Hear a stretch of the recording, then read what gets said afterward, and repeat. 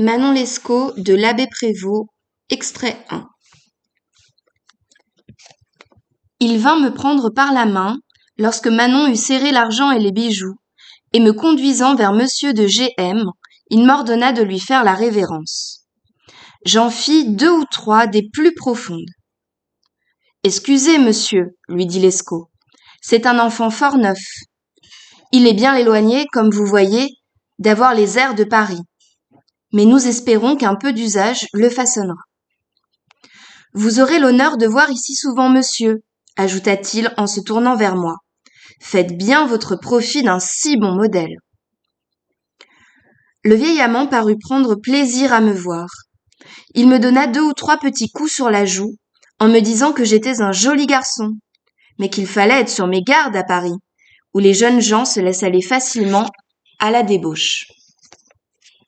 Lescaut l'assura que j'étais naturellement si sage que je ne parlais que de me faire prêtre, et que tout mon plaisir était à faire de petites chapelles.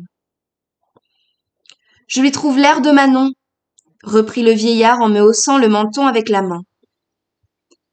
Je répondis d'un air niais. Monsieur, c'est que nos 2 chairs se touchent de bien proche.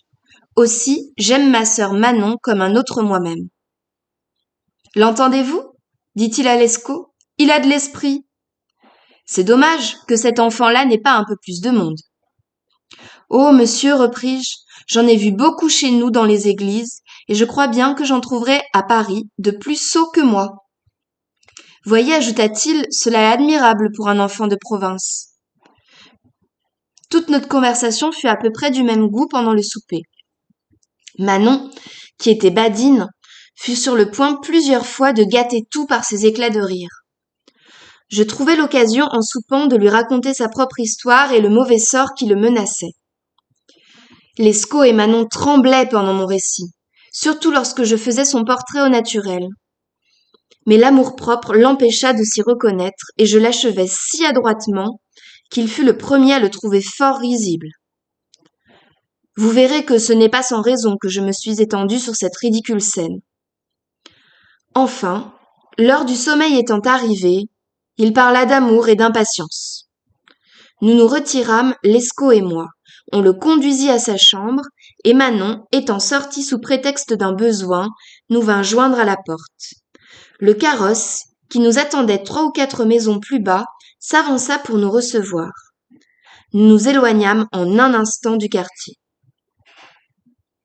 Quoiqu'à mes propres yeux cette action fût une véritable friponnerie, ce n'était pas la plus injuste que je crusse avoir à me reprocher. J'avais plus de scrupules sur l'argent que j'avais acquis au jeu. Cependant, nous profitâmes aussi peu de l'un que de l'autre, et le ciel permit que la plus légère de ces injustices fût la plus rigoureusement punie.